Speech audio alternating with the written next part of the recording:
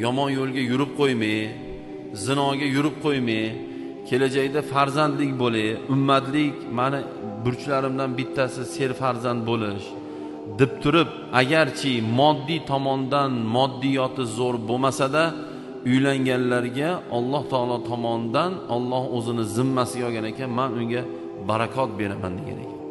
Bu degani oila qurayotganda o'zi payg'ambarimiz alayhisalom aytganlarda nikoh bu barakot deganlar.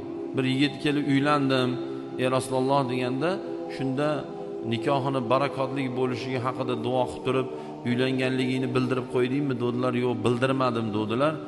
Shunda bir qo'y so'yib bo'lsa ham bildirib qo'ygin dedilar. Shundan ma'lum bo'ldiki, uylanayotgan odam uylanayotganligini bildirish uchun ozroq, kichikroq ziyofat berishi, puli bo'lsa, qarzi bo'lmasa sunnat bo'ladi. Puli yo'q bo'lsa, qarzi bo'lsa, hech nima to'y